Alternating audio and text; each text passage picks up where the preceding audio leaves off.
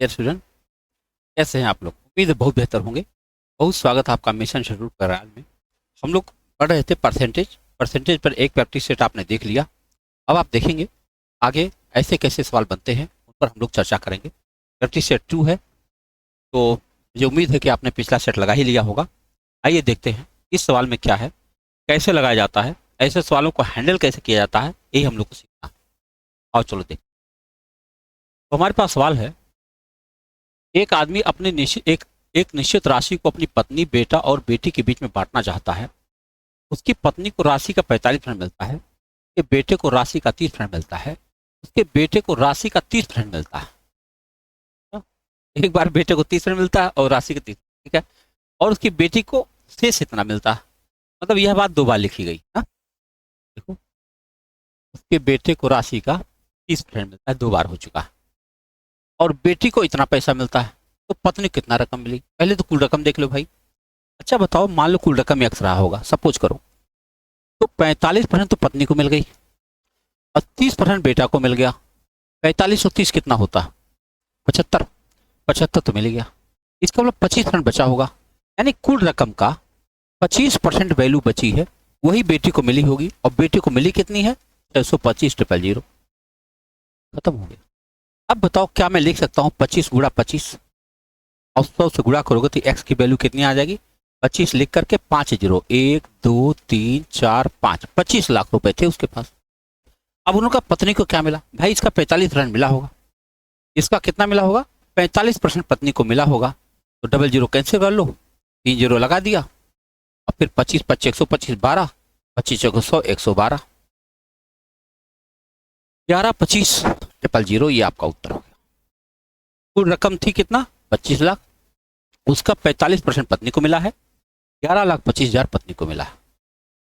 मेरे ख्याल से आप इस सवाल को समझ चुके होंगे। आइए बढ़ते अगले सवाल की तरफ। अगला प्रश्न कैसे होगा, देखिए। मयंक अपनी मासिक आय का 35% घरेलू वस्तु पर, 25% इलेक्ट्रॉनिक वस्तुओं पर और 7% दवाई पर खर्च करता है और 11,500 की शेष राशि बचाता है। उसकी आय बता दो।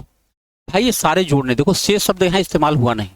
इन तीनों को पहले आप जोड़िए। क्या जोड़ेंगे? 35 जोड़ेंगे, 25 जोड़ेंगे और 7 जोड़ेंगे। इतना तो भाई साहब खर्चा कर चुके हैं। तो 5 5 10 7 17 हासिल हुआ 1 और 3 3 6 67% ये खर्चा कर चुके हैं। तो बचा होगा 33%। बचा होगा कितना? बचा होगा 33%। देखो, वो इतना रुपया बचा लेता तो मासिक आय अगर यक्स होगी तो उसका 33% बचाया होगा हमारे हिसाब से। वो कह रहे हैं 11,500 बचा लिया। 11 कटना चाहिए, सब बताओ क्या करें? 35 25 और 7 13 23। मैं बताऊं, ये 17 है। मैं क्यों कह रहा हूं 17 है? अगर आप इसको 17 कर देते हो तो ये 77 हो जाएगा। और 77 हो जाएगा तो ये 23 हो जाएगा। अगर ये 23 हो गया, बोलो, अगर ये 23 हो गया तब अब आपका कट जाएगा उत्तर। देखो, 23 25 115 ना, और 100 का गुणा करोगे एक्स बराबर कितना आ जाएगा? लेकिन यार उत्तर है नहीं। 23 25 115, 5 डबल जीरो और फिर डबल जीरो, इतना उत्तर है नहीं ना। ये देखो 4 है, जरा 23 का 92 तो है नहीं। तो क्या करें? 11 से कटता नहीं। अगर मैं 33 वहां रख दूं तो 11 आ जाएगा उसका। और 11 से 115 नहीं कट सकता है ना। अब दशमलव में लाओ तो चाहे जो बात करें, दशमलव में हो सकता है। क्या करें? अगर 17 करके 5,000 कर दो, ज्यादा अच्छा है। ये आसान हो जाएगा। काहे? सवाल को जटिल बनाने की जरूरत नहीं। सवाल ऐसे लगाओगे, आपका उत्तर सीधे सीधे 50,000 आ जाएगा। काम समाप्त। आइए अगले सवाल को देखें। देखा, प्रखर ने परीक्षा में 82% अंक प्राप्त किया। यदि उसने 565 प्राप्त किया तो परीक्षा में कुल कितने अंक? भाई बात बताओ, एक अंक रहा होगा जिसका 82% पाया। 82 भाई, 85 नहीं, 82। 82% पाया। ये भाई साहब कह रहे हैं 565 पाया। तो बताओ यक्स की वैल्यू मिल जाएगी कि नहीं?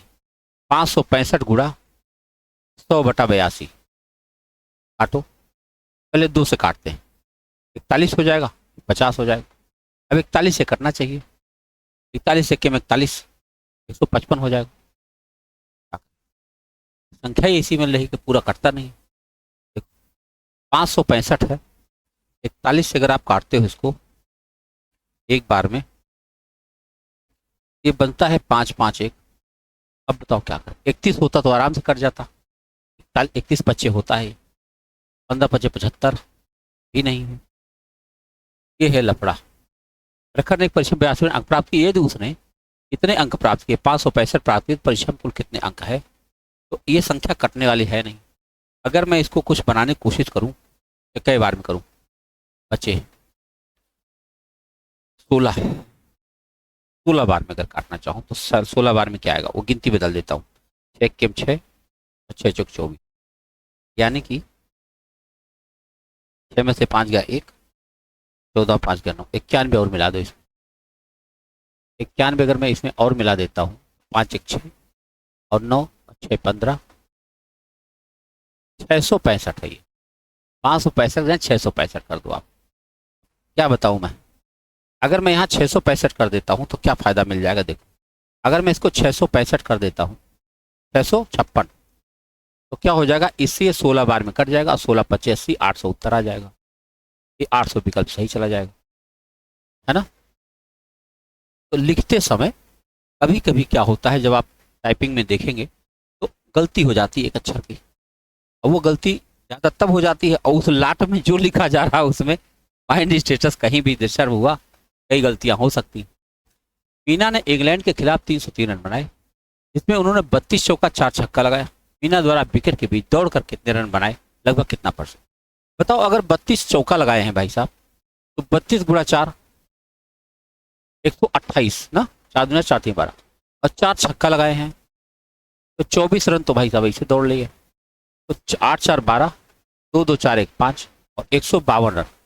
बताइए आप, उस 303 रन बनाए थे, 303 में से 152 रन तो भाई साहब खड़े खड़े मार दिए, तो कितना रन दौड़े होंगे? 1 5 और 1, 151। प्रतिशत में बताना, बताओ। 151 और बटा 303 और गुणा 100, यही पूछा गया, कितना रन उसने दौड़कर बना दिया। 5 6 7, कुछ करना नहीं, खाली भाग देना है, दशमलव में ही आएगा।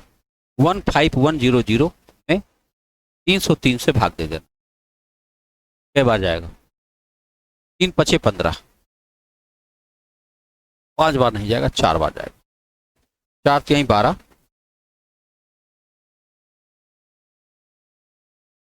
फिर 4 3 12, 10 में से 2 घटाओगे 8, और 9 में से 10 में से 1 घटाओगे 9, 298। अब जीरो बढ़ा, क्या आया? 3 8 24, 3 9 27, 9 बार जा सकता है। 9 बार अगर आप ले जाएंगे तो 49 दशमलव कुछ है, एक ही है, ये वाला सही चला गया। आप समझ गए सवाल। कुल 303 बनाया था, जिसमें से इतना तो उसने खड़े खड़े मार दिया, चौका छक्का। अब खाली जितना रन बचा 151 रन वही दौड़ कर किया होगा, तो उसका परसेंट कैसे निकाला जाता है आपके सामने। अगला सवाल है आपके पास, रवि का मासिक वेतन 16,000 है। वह अपने वेतन का 30% किराए पर, 20% शिक्षा पर खर्च करता है, बाकी रकम का 60% म्यूचुअल फंड में लगा देता है। एक महीने म्यूचुअल फंड में निवेश की गई राशि बता दो। देखो, 30% और 20% शिक्षा पर खर्चा किया, 50% तो खत्म ही हो गया भाई। 16,000 में से 8,000 तो चला ही गया, है ना। 30% यहाँ और 20% यहाँ, 50% तो खत्म हो चुका है। 50% में आधा खत्म होगा, 16,000 का आधा 8,000 खत्म हो गया। अब जो 8,000 बचा होगा इसका, उसने 60% म्यूचुअल फंड में लगा दिया। बताओ, 8 6 48 कहीं लिखा है? 4800 रुपया म्यूचुअल फंड में लगा दिया। इतना आसानी से इसको आप लगा सकते हो। म्यूचुअल फंड में कितना लगा दिया? जो बचा रकम था उसका 60% लगा दिया। अगला प्रश्न देखिए, एक टोपी की कीमत में 15% वृद्धि हो गई है, जिसके परिणाम स्वरूप टोपी की कीमत में 27 की वृद्धि होती है, तो टोपी की बढ़ी हुई कीमत बता दो। अब बताओ क्या करें। 27 रुपए की वृद्धि होती है, अच्छा, यानी किसी संख्या का 15% 27 है। देखो, कह रहे 15% वृद्धि हुई और कह रहे टोपी की कीमत में 27 रुपए की वृद्धि हो गई, तो 15% बराबर 27 होता है। काटो इसको, 3 5 15, 3 9 27, 5 से काटो 20, 20 9 180, यानी टोपी तुम्हारी 180 की थी। इन्होंने पूछा बड़ी हुई कीमत क्या है। अब 180 का 15% बढ़ा दो, इसी में 115/100 गुणा 115/100 कर दो, तो 20 9 180, 20 25 100, 5 से काट दो 23, 23 नवा 207, 9 तिया 27, बढ़ी हुई कीमत 207, पुरानी कीमत क्या है 180। भाई टोपी कीमत 180 है और बढ़ी हुई कीमत 207 है। ठीक है, आइए अगले प्रश्न को बढ़े। ये हमारा सिलेबस है, कोर्स जो चल रहा है, ऑफलाइन ऑनलाइन दोनों चल रहा है। आप इस नंबर पर संपर्क करके आप सीधे ज्वाइन कर सकते हैं। उसमें आप देखो पढ़ाई में क्या होता है कि आप एक तो जनरल पढ़ाई होती है। जनरल माने होता है कि कोई आदमी जैसे मैं पढ़ा रहा हूँ इसमें सारी चीज़ें इसे बोल दे रहा हूँ, आपको समझ में आया कि नहीं आया आप नहीं बता पा रहे हैं। लेकिन जब आप सीधे जुड़ते हैं ना तो सीधे मैसेज करते हैं, हम आपका जवाब देते हैं। ठीक है, और ऑफलाइन होता तो क्या पूछना, सीधे आपकी मेज पर जाकर देख लेते क्या प्रॉब्लम चल रही है। तो ऑफलाइन का कोई विकल्प नहीं है। ये अलग बात है कि मजबूरी में आदमी ऑनलाइन भी पढ़ रहा है कि नहीं। आओ देखा जाए 440 के 35 प्रश्न में क्या जोड़ा जाए ताकि योग 550 के 42 प्रश्न के बराबर हो जाए। कह रहे हैं 440 के 35% में क्या जोड़ दिया जाए कि वह 550 के 42% के बराबर हो जाए। ये कह रहा है काटो, कुछ हो सकता है, काटो थोड़ा छोटा तो हो ही जाएगा, एक जीरो ही कट गया मान लो, और भी कट जाएगा। देखो 5 सत्ते 35 और 5 दूना 10 और 2 से काटो 22, 22 सत्ते 154 हो जाएगा प्लस एम बराबर। यहाँ भी कुछ कटने के चांस दिख रहे हैं। 5 दूना 10, ये होगा 11, 2 से काटो 21, 11 1 11, 4 दूना 22 23। अब बताओ x बराबर क्या होगा। 154 जाके घटेगा तो 11 में से 6 4 गया 7 और 2 12 में से 5 गया 7, 77 आए भैया। क्या जोड़ देंगे आप, 77 रुपया जोड़ दीजिए, काम हो जाएगा। इन्होंने कहा था 440 के 35% में क्या जोड़ दिया जाए कि 550 के 42% के बराबर हो जाए। ये होता आप परसेंटेज को समझ कैसे रहे, उसी पर उत्तर बन जा रहा है। 2020 में जनसंख्या 2 लाख थी, जनसंख्या वृद्धि दर 8% है, तो 2022 में सारी जनसंख्या बताओ। तो 22 मतलब 2 साल में देखना है आपको। देखो 2 लाख जनसंख्या है, 1 2 3 4 5, तो 8% वृद्धि हो रही है। 8% वृद्धि को क्या आप कहोगे। देखो 108/100, अब फिर 108/100, 2 बार काट दो। देखो ये 4 जीरो तो ऐसे चला जाएगा आराम से। अब ये हुआ 20 गुणा 108 का गुणा कर लो। 108 का वर्ग क्या हो सकता है। देखो 8 टाइम 64, 8 के 8, अब फिर लिख देंगे 108, 4 6 8 8 16, ये आ जाएगा 11 664, 0 2 चौके 8, 2 छंग 12, 2 छंग 12 13 और 11 22 23, 23 32 80, 23 32 80 आ गया पहला विकल्प। देखो 2 साल बाद जनसंख्या बढ़कर कितनी हो जाएगी आपके सामने है। अगला प्रश्न देखें। अगला प्रश्न हमारे सामने है, डीजल की कीमत हर साल 5% बढ़ जाती है। डीजल की वर्तमान कीमत 80 रुपया प्रति लीटर है, 2 साल बाद लीटर का मूल्य बता दो। सेम कहानी है भैया, 80 है, हर साल 5% बढ़ रही है, 105/100 और फिर 105/100, दशमलव में आ रहा है। काटो 20 चौका 80, 20 पच्चीस 100, 5 से काट दो 21, ये हो जाएगा 21/20। बहुत करोगे 4 पचे 20 कर लोगे, 441 आ जाएगा बटा 5, 5 अठे 40, 5 अठे 40 और फिर क्या हो जाएगा 5 दूनी 10, 88.2 कहीं है, 88.2 आ जाएगा। डीजल की नई कीमत आ जाएगी। तो देखो चीजें है नहीं ज्यादा, बशर्ते हम पहले धैर्य रखें कि हाँ हमको काटना ही है, लगाना हम ही को है ना, कोई दूसरा नहीं काटने आएगा। तो अधूरे मन से ना करें, फुल मन से प्रयास करें, बिल्कुल होगा। एक शहर में 60% जनसंख्या पुरुष शेष महिला है। इन विवाहित पुरुषों का गैर विवाहित पुरुषों से अनुपात 5:7 और विवाहित महिलाओं का गैर विवाहित महिलाओं से अनुपात 2:3। तो कुल जनसंख्या कितना % विवाहित है। देखो एक शहर की जनसंख्या 60% पुरुष है, मैं यहाँ पुरुष लिख देता हूँ, यहाँ स्त्री लिख देता हूँ। मान लो कुल संख्या 100 है, तो 60 पुरुष है तो 40 महिला होगी।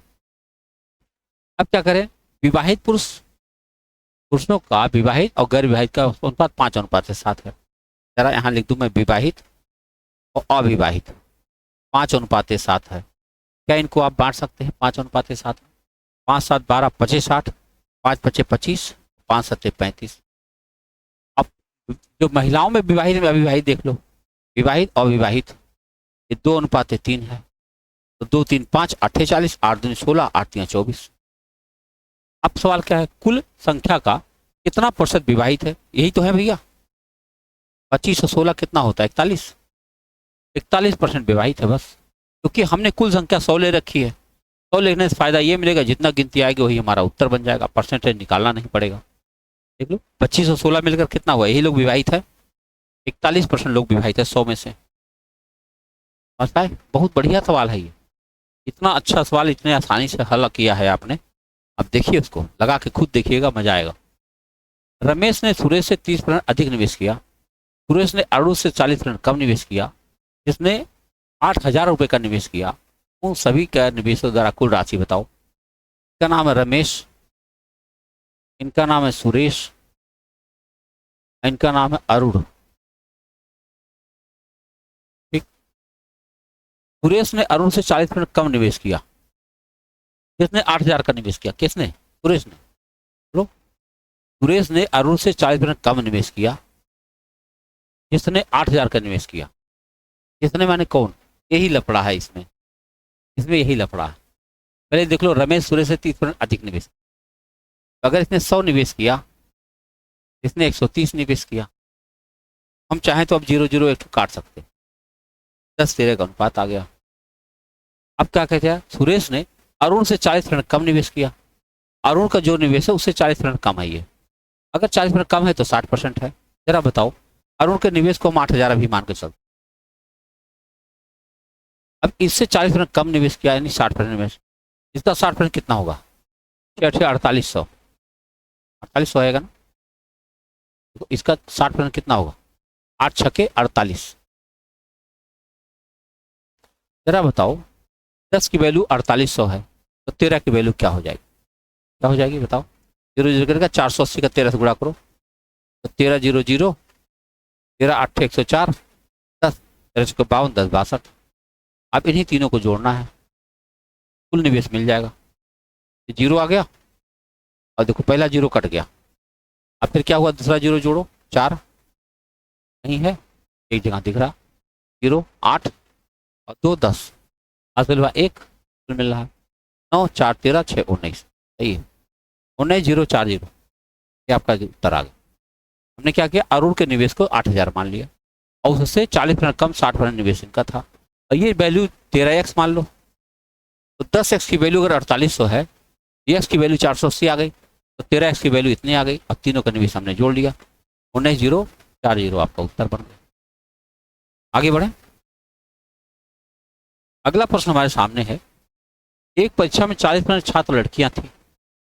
परीक्षा में 35% लड़के, 20% लड़कियां असफल हुई, और 585 लड़के पास हो गए। उत्तीर्ण होने वाली लड़कियों की संख्या क्या थी? अच्छा बताओ, यहाँ लिख दिया हमने लड़का, यहाँ लिख दिया लड़की। अगर 40% लड़कियां हैं, अगर 40% लड़कियां हैं तो 60% लड़के होंगे। एकदम सही बात। अच्छा, परसेंट लिखने की क्या जरूरत है? 100 ही मान लिया जाए, क्या दिक्कत है? कुल बच्चे 100 मान लेते हैं। फिर कह रहा है परीक्षा में 35% लड़के और 20% लड़कियां फेल हो गई। अगर 35% लड़का फेल हो गया, इसका मतलब 65% पास हो गया होगा। एक्स लगा लेते हैं, ज्यादा अच्छा रहेगा। बताओ, 60x का 35% लड़का पास हुआ है, यानी 35% फेल हुआ है, इसका मतलब 65% पास हुआ होगा। और लड़कियां 20% फेल हुई, यानी 80% पास हुई होंगी। 40x का 80% लड़कियां पास हुई हैं, और कुल बच्चे कितने पास हुए हैं? 550। अगर इसको हम हल करते हैं तो हमें x की वैल्यू मिल जाएगी। देखो, बच्चे 60x से लड़का, उसका 35% फेल हो गया, इसका मतलब 65% पास हुआ होगा। ऐसे ही 40 लड़कियां थी, 40x, उसका 80% पास हुआ। देखो, अब चलो हल करते हैं। 20 तिया 60, 20 25 100, 5 से काटो 13, 13 तिया 39x। बोलो कितना आ गया? 39x, और प्लस 00 काट दो, 4 8 32x बराबर 550। कितना हो गया? 9 2 11, 1 71x। बराबर 585। 8 बार में कट गया क्या? 8 के 8, 8 सत्ते 56। बताओ अब क्या करें? 585 फिर नहीं आ रहा। उत्तीर्ण होने वाली लड़कियों की संख्या बताना। एक्स की वैल्यू जब तक नहीं आएगी तब तक कैसे निकाल देंगे बताइए? 71 से कटना चाहिए ना इसको। तो 9 2 11, 1 और 3 3 6 7। चेक कर लो कहीं गलती तो नहीं हो गई है, चेक करें। 20 या 60, 20 25 100, 5 काटा 13, 13 3 39 सही है। 8 32 भी सही है। तो जोड़ते हैं 585। एक्स की वैल्यू क्या आनी चाहिए? उत्तीर्ण होने वाली लड़कियों की संख्या बताना है तो हमें ये बताना है 32 एक्स की वैल्यू बतानी है। 32 एक्स, 32 एक्स से कौन कटने वाला है? 16 दूनी 32, 16 3 48, 16 दूनी 32, 16 यही कटेगा 480। हाँ, कई बार में कट रहा है देखो, कई बार में कट रहा है। 480 बटा 32, 16 दूनी 32, 16 3 48, 15 बार में। 15 के 15, 15 7 105, 15 बार में काट। बताओ बाप सॉरी।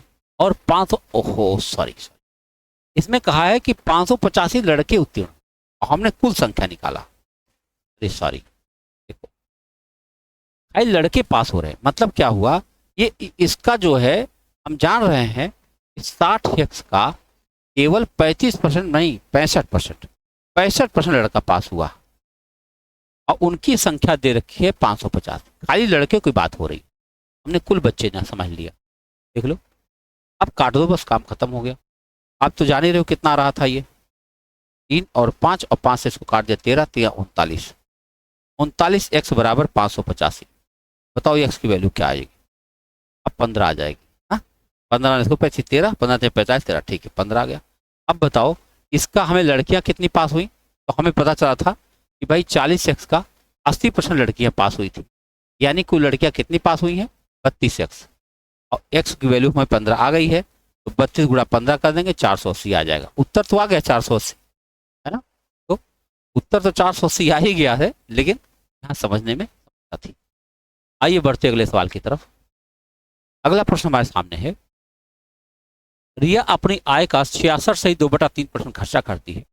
यदि उसकी आय का 16% बढ़ जाए और बचत 17% बढ़ जाए, उसका व्यय कितना बढ़ गया? क्या आप जानते हैं 66 से 2/3 कितना होता है? तो बताएगा 2/3 होता है। बताओ 2/3 खर्चा करता है। अगर हम उसकी आय को 300 मान लें, देखो यहाँ मैंने आय लिख दिया, यहाँ व्यय लिख दिया, यहाँ बचत लिख दी। तो हमने आय को 300 मान लिया, काहे मान लिया? इसका 2/3 किया जा सकता है। 2/3 करोगे 200 आ जाएगा, ये 100 बचा लिया इसने।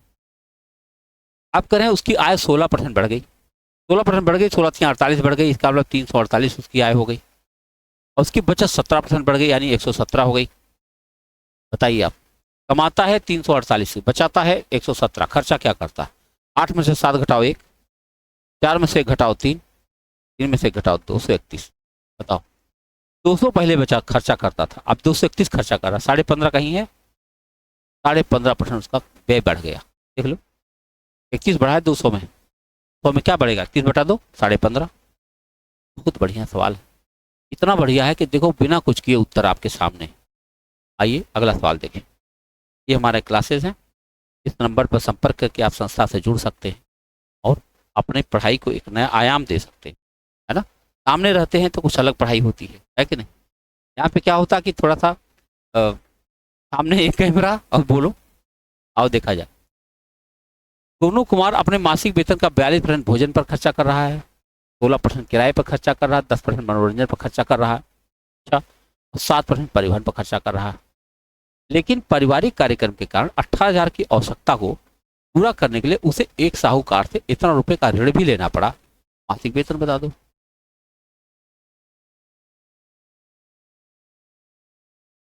अब प्रश्न यहाँ उठता है, मासिक वेतन बताने के लिए यहाँ बचत तो भाई साहब ने दिया ही नहीं। वेतन का 42% भोजन पे, इतना परसेंट किराए पे, इतना परसेंट मनोरंजन, इतना परसेंट परिवहन पर खर्चा कर दिया, ठीक है। अभी तो कुछ बचा भी होगा, 18,000 कर्जा भी ले लिया। नहीं, कार्यक्रम का 18,000 की आवश्यकता थी, हाँ मिल गया। देखो 18,000 की आवश्यकता थी और 12,500 कर्जा लिए हैं भाई साहब। तो इनके पास बचा कितना था, अपना पैसा कितना था? 10 में से 5 गया 5, 5500 बचाए थे इसका, 12,500 कर्जा मिला। अब जरा जोड़ो सबको, 42 प्लस 16 प्लस 10 प्लस 7, ये खर्चा किए। 7 6 13, 13 2 15 हासिल हुआ 1 2 3 3 और 4 7, 75% खर्चा कर चुके। अगर 75% खर्चा कर दिए तो 25% बचाए होंगे। मान लो अगर 100x रहा होगा टोटल इनकम, तो भाई साहब के पास 25x बचा होगा और ये कह रहे हैं 5500 बचा है। क्या हम बता सकते हैं एक्स की वैल्यू क्या है? 25 दूनी 50, 25 दूनी 50 और 0 यहाँ रख देंगे तो 22,000 इनकम आ जाएगी। उनकी टोटल इनकम है 22,000। टोटल इनकम कितनी है? 22,000। 22,000 में से उन्होंने 75% खर्चा कर दिया था, 2500 बचाया था, 2500 की वैल्यू 5500 आ गई थी और उनको जो है 12,500 कर्जा लेना पड़ा, 18,000 का खर्चा था उनके पास। तो ये है मामला, 22,000 की इनकम थी भाई साहब के पास। अच्छा है, आओ देखा जाए अगला सवाल क्या कहता है। पिछले वर्ष विद्यालय ए से 300 छात्र परीक्षा में बैठे थे और 33% फेल हो गए। उसी वर्ष विद्यालय बी से 480 छात्र बैठे थे, तो विद्यालय ए और बी के कुल छात्रों में से 60% पास हो गए। तो विद्यालय बी के छात्रों में से 60% पास हो गए। ठीक है, यानी यह बात 2 बार लिखा है। बी के छात्रों का उत्तीर्ण प्रतिशत बता दो। एक बात सोचो आप, कह रहे हैं बी में 480 छात्र थे, ध्यान से समझना। ए में 300 छात्र थे और बी में 480 छात्र थे। कुल बच्चे कितने हो गए? 8। ये 480 छात्र थे कुल। इसमें से कह रहे हैं 60% पास हुए। अगर इसमें से 60% पास हुए हैं तो पता चल जाएगा 6 8 48, 4 6 से 42 4 46, 468 बच्चे पास हुए। हाँ, अब फेल भी पता चल जाएगा। तो फेल कितने हुए बताओ? 780 छात्र टोटल थे, इसमें से पास हो गए हैं 768। फेल कितना हुआ? 10 में 4 का 2, यहाँ 1, यहाँ 312 बच्चे फेल हुए। अब जरा बताओ, ध्यान से देखो, 300 छात्र इसमें थे और उसका 33% फेल हुए हैं। कितना फेल हो गए? 99 बच्चे फेल हो गए। अगर 99 बच्चे ए से फेल हुए हैं तो कितने बच्चे बी से फेल हुए हैं? 12 में से 9 गया 3, तो 10 में से 9 गया 1, 213। 213 बच्चे ए से फेल हुए। अरे बी के अनुत्तीर्ण का प्रतिशत बताओ। बी में 480 बच्चे थे और उसमें से 213 फेल हो गए। बहुत फेल हुए भाई, बताओ। 213 बच्चे फेल हो गए हैं, कितने में से? 480 में से। क्या परसेंट होता है ये बताना? 43 40 42, यार ज्यादा होना चाहिए था, हिसाब से दिख रहा है 240 से ज्यादा होना चाहिए था, तब ना विकल्प आता है यहाँ पर। खैर छोड़ो, आओ देखा जाए। काटेंगे इसको, 2 से कट रहा, 2 पचे 10 और 2 से काटो तो 24, 3 1 4 2 6, 3 से भी कट रहा, 3 से 21, 3 1 के 3 और 3 8 24, 5 1 के 5, 5 7 35, 8 से काटो, 8 चौक 32, 3 बजेगा 35, फिर 8 चौक 32, 3/8, 44 सही 3/8 कहीं दिख रहा, इक्के जगह तो है ही है। 44 सही, देखो भैया, 5 के 5, 5 7 35, 8 से काटो, 8 चौक 32, 3 बचेगा, फिर 35, फिर 8 चौक 32, 3 बचेगा, 3/8। 44 सही 3/8% आना चाहिए। 44 सही 3/8% बच्चे फेल हुए बी में से, है ना। ए का तो दिया ही था, हमने क्या किया देख लो, कुल बच्चे थे और कुल बच्चों को 60% पास हुए, तो यानी कुल पास हुए 468। इसका 40% फेल हो गए। अगर 40 से भी गुणा कर सकते थे, 4 से 32 3 और 4 से 28 3 31, सही है, 312 फेल हो गए। 312 में से 300 में से 33% फेल हुए, पहले वाले में से तो 99 तो ऐसे फेल हो गए, तो बचे हैं 213। 12 में से 9 गया 3, ठीक है, यही कहानी है भैया। आओ आगे बढ़ते। अभी सवाल में क्या था, कठिनाई नहीं थी, लेकिन छोटी छोटी कई बातें थी, भूलने का खतरा था। एक निर्वाचन क्षेत्र में 60% मतदाता पुरुष और शेष महिलाएं, 40% पुरुष निरीक्षर हैं और 25% महिलाएं साक्षर हैं। साक्षर पुरुषों की संख्या निरीक्षर महिलाओं की तुलना में कितने प्रतिशत है? ठीक है, सबका निकाल लो भाई। पहले 100 लोग रहे होंगे, यहाँ मैं लिख देता हूँ पुरुष, यहाँ लिख देता हूँ स्त्री 60% मतदाता पुरुष है तो 40% महिला होगी, पक्का है। ये तो संख्या हो गई। फिर क्या है, पुरुष साक्षर निरक्षर ले लो, साक्षर और यहां लिख देते हैं निरक्षर। ठीक है, पुरुष 40% निरक्षर है, इसका 40%, तो 4 छक्के 24, यानी 60% साक्षर है, यानी 36। साक्षर निरक्षर दोनों मिल गए।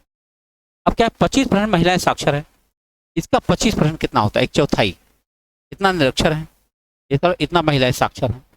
अब क्या चाहिए, साक्षर पुरुषों की संख्या निरक्षर महिलाओं की तुलना में कितने प्रतिशत अधिक है। बहुत अच्छा है, बताओ। सवाल है कि साक्षर पुरुषों की संख्या निरक्षर महिलाओं की तुलना में कितने प्रतिशत अधिक है। भाई 26 अधिक है पहले, 26 अधिक है किससे, 40 से। हाँ, 40 10 के संदर्भ में होना चाहिए, तो 10 से आएगा तो 100 संदर्भ में आना चाहिए था परसेंटेज। देख लो, साक्षर पुरुषों की संख्या तो ज्यादा है निरक्षर महिलाओं की तुलना में। निरक्षर महिलाएं हमारे पास है 10, 10 से अगर इनके संबंध देखते हैं तो 26 अधिक होता है। अगर 26 अधिक होता है 10 से तो गुणा 100 करेंगे, ये आ जाएगा 260% माना जाना चाहिए। नियम ये है, अब 260 नहीं दिया है, तब बताओ 26 किसके संदर्भ में दिया होगा, 40 के संदर्भ में दिया है। चेक करो, 20 25 100, 20 दूना 40, 2 से काटो 13 25 65, 65 भी नहीं दिया है ना, तो कुछ अलग दिया है, उत्तर पे नहीं देखा जा है।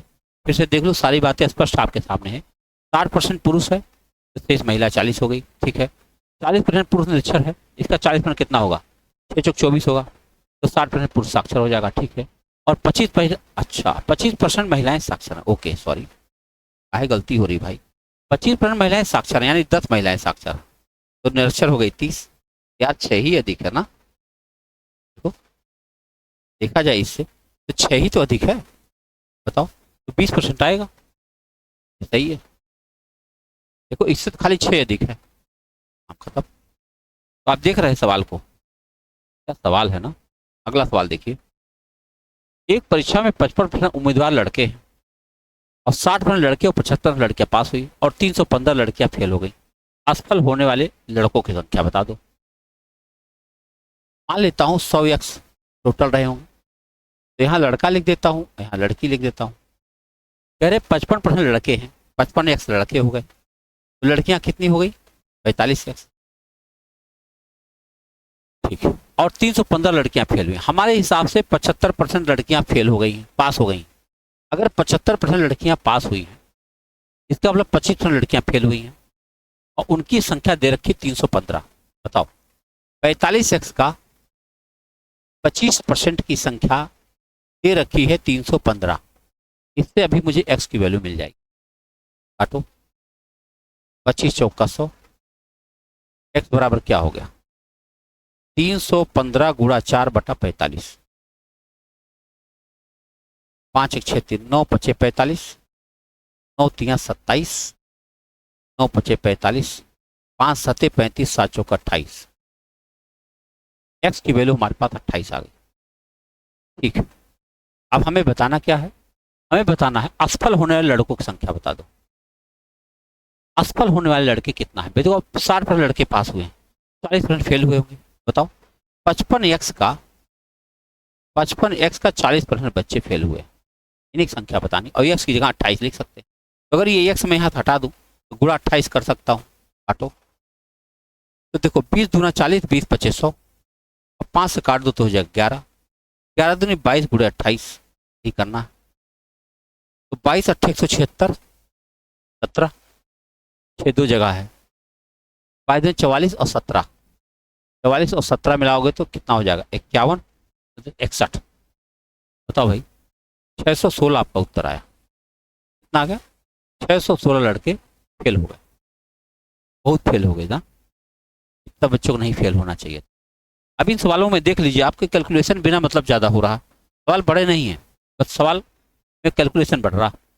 राजीव ने एक परीक्षा में 20% अंक प्राप्त किया और 25 अंकों से फेल हो गया। यदि वह 50% अंक प्राप्त करता तो उसे उत्तीर्ण अंकों से 20 अंक अधिक मिल जाता। परीक्षा के लिए उत्तीर्ण अंक क्या है, तो 100x मान लो आप। तो कह रहे हैं कि 20% अंक प्राप्त किया, यानी 20x पाया है, 25 नंबर से फेल हुआ, इसे 25 दे दो, पास हो जाए। और दूसरा बच्चा है 50% पाया, यानी 50x पाया, और ज़्यादा नंबर पा गया 20, तो 20 ले लो वापस, ये दोनों बराबर हो गया।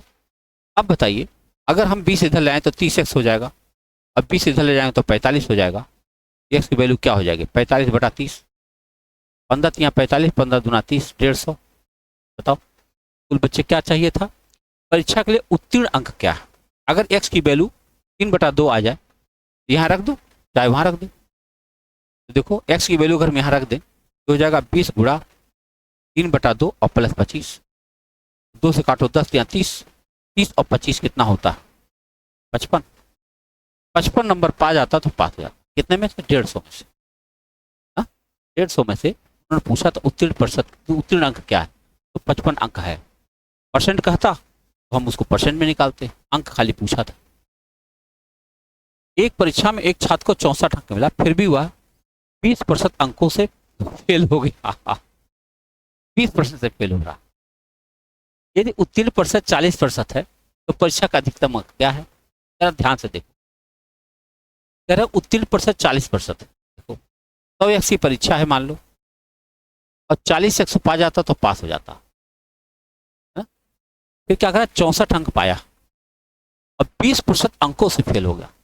20% अंक से, 20% अंक माने क्या होता है? 20x। 64 पाया है, अगर वह 20x और पा जाता तो पास हो जाता, और अगर 40x पा जाता तब भी पास हो जाता। बताओ ये क्या हो जाएगा? 20x हो जाएगा, तो 20x बराबर क्या हो गया? 64। एक्स की वैल्यू क्या हो गई? 64/20। बताना क्या है? अधिकतम अंक क्या है? 100x की वैल्यू बताना है। काटो, अगर मैं यहाँ पर रख दूँ 100x में, तो 100 गुणा 64/20, 20 2500, 5 20, 2 5 30, 2 32, 320 अंक कहाँ है भाई? कहीं नहीं है अधिकतम अंक। एक बार दोबारा देखें, एक परीक्षा में एक छात्र को 64 अंक मिला, फिर भी वह 20% अंकों से फेल हो गया। 64 का 20%, उसका 20%, क्योंकि अगर 100 का 20% होता है तो 20% तो 20x था ही, लिखा नहीं। अगर परीक्षा उत्तीर्ण प्रतिशत 40%, एक बार उसको भी करके देख लेते। देखो इसका 20%, 64 के 20% फेल हो, तो 64 का 20% कितना होता है? 64 गुणा, वो लगता नहीं है, 1/5 और बराबर 40x। होना नहीं चाहिए, 5 से कटने वाली गिनती भी नहीं, और कोई ऐसी गिनती नहीं दशमलव में आ रही हो। बताओ परीक्षा में एक छात्र को 64 अंक मिला और वह 20% अंकों से, 20% किसका? 20% अगर 100 का देखोगे आप तो 20x होता है, और 20x पर हम लोगों ने लगा के देख लिया, सवाल का उत्तर नहीं। कि परीक्षक अधिकतम अंक बताना तो 100x की वैल्यू बतानी थी, जो कि 320 आ रही, 320 विकल्प में नहीं। और इस तरह से अगर आप काटते हो तो बने ही नहीं, कटेगा ही नहीं। कैसे कटेगा? 5 नीचे है तो कट नहीं सकता। वही जो हम लोग लगाए थे वही वाला सही है। क्या करें? 20x से फिर अगर दे दिया तो पास हो जाएगा, और तब ये हो जाएगा 40x, और ये उधर घटाओगे तो 20x की वैल्यू हो जाएगी 64, एक्स की वैल्यू हो जाएगी 64/20। तो यही 64/20 आप यहाँ रख दोगे, 320 आपका उत्तर बनना चाहिए। ठीक है, आइए बढ़ते अगले सवाल की तरफ। अगला प्रश्न हमारे सामने है, छात्र ए को छात्र बी से 25 अंक अधिक मिला और ए के अंक उनके अंकों के योग के 60% के बराबर थे। ए और बी द्वारा क्रमशः कितने अंक प्राप्त किए गए? देखो यहाँ हमने ए लिखा, यहाँ हमने बी लिखा। ए को बी से 25 अंक अधिक मिला, इनको x अंक मिला, इनको x + 25 मिला। अब ए के अंक जो है उनके अंकों के योग के 60% के बराबर थे। अच्छा, यानी उनके अंकों का योग कितना है? 2x + 25, और इसके 60% की वैल्यू अगर किया जाए तब किसके बराबर हो जाएगा? एक अंक हो जाएंगे, कितना हो जाएंगे? x + 25। ये है कहानी।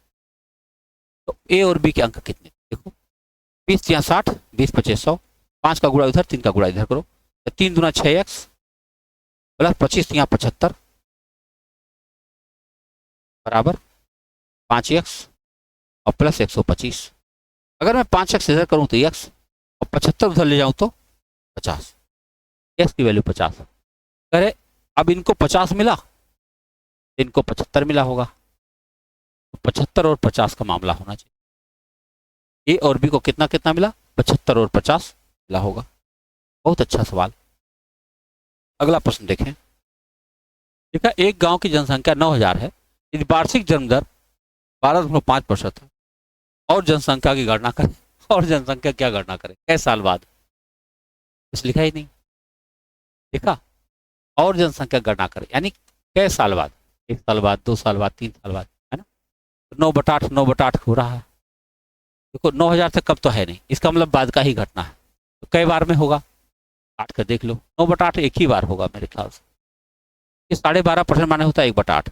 1/8 अगर वृद्धि हो रही है, वार्षिक जन्म दर हो रहा है, तो बढ़ ही रहा होगा। तो 9000 का पूरा 9/8 कर देते, 8 से संख्या कट जाएगी। 8 के 8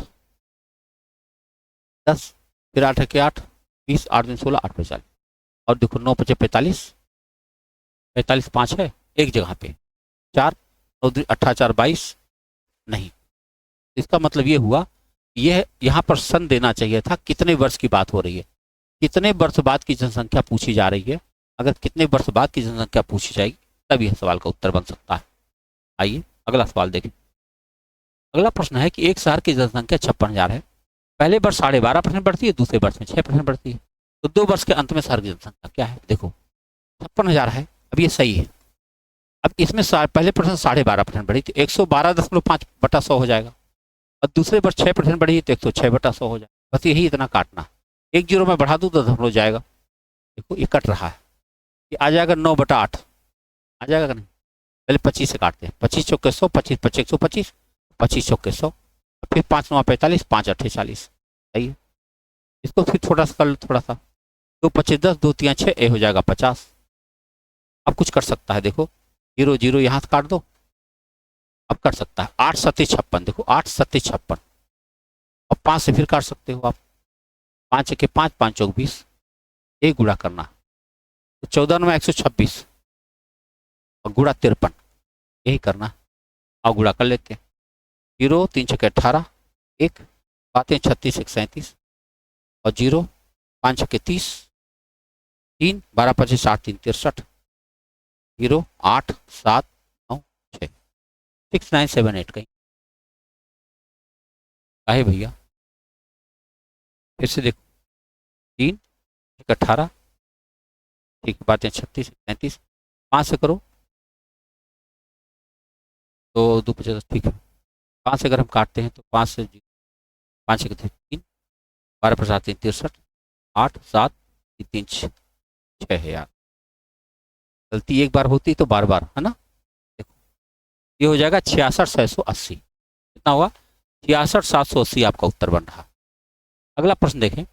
एक कस्बे की जनसंख्या 80,000 है, पहले वर्ष में इसे 8% कमी होती है, दूसरे वर्ष में 5% वृद्धि होती है, पहले वर्ष में 8% कमी होती है। देखो 80,000 है, करना क्या है, एक लाइन का ही मामला है। 8% अगर कमी होती है तो आप लिखेंगे 92/100, और फिर 5% वृद्धि होती है तो आप लिखेंगे 105/100।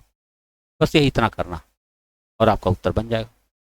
देखो 4 जीरो तो ऐसे कट जाएगा, कट गया। अब गुणा कर लो, 8 दूनी 16, 1 8 9 72 1 73, इसी में 105 का गुणा करना है। चलो करते हैं, 5 6 30, 3 5 6 15, 3 18, 1 5 7 35 1 36।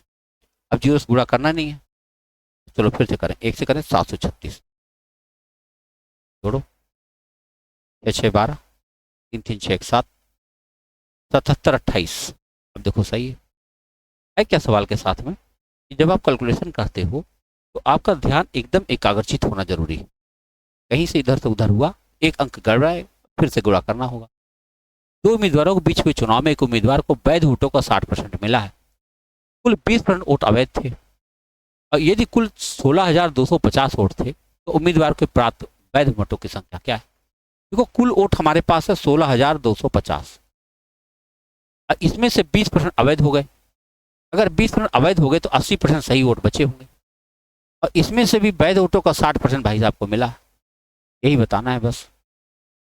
देखो कितना मिला होगा, तो देखो 20 या 60, 20 25 100, 20 चौके 80, 20 25 100, ये 25 से कट ही जाएगा। देखो 25 से काटते हैं इसको, 25 छक्का 150, फिर 25 25 125, 650 गुणा 12, 0, 12 25 60, 6 5 अंक 72 और 6 78। वाह, फिर से देखो 25 छक्का 150 और 12 तो 25 25 25 25 ठीक है, चाहती हैं 12 12 0 0 12 60, 6 5 अंक 72 6 78।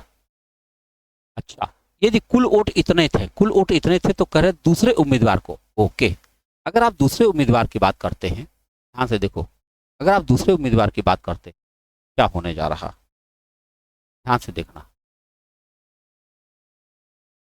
देखो, दूसरे उम्मीदवार की बात कर रहे हैं तो हमको 4% इसको प्राप्त हुआ तो उसको 40 से मिला होगा ना। दूसरा उम्मीदवार तो 40% पाया होगा भाई। अब जरा काटो, 20 दूना 40, 30 25 100, 30 5 से काटो इसको, 20 से काटो 20 चौक 80, 30 25 100, 25 से इसको काटो, 25 छक्का 150, 25 25 125, यानी 650 का गुणा किससे करना, 8 से। 4 दूना 8, 0, 8 पे 40 4, 8 छक्का 48, 4 52, कितना आ गया 5200।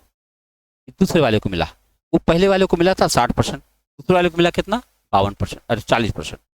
आइए ये सवाल देखते हैं। एक संख्या में 10% वृद्धि की जाती है और फिर बढ़ी हुई संख्या में 20% कमी की जाती है, तो शुद्ध वृद्धि कमी क्या होगी बताओ। शुद्ध वृद्धि अथवा कमी पूछा गया। अच्छा बताओ, कोई संख्या 100 रही होगी, उसमें 10% वृद्धि हुआ होगा 110/100, फिर 20% कमी किया होगा 80/100। जरा विचार करो क्या हुआ होगा, अंत में 11 8 88 प्राप्त हुआ होगा।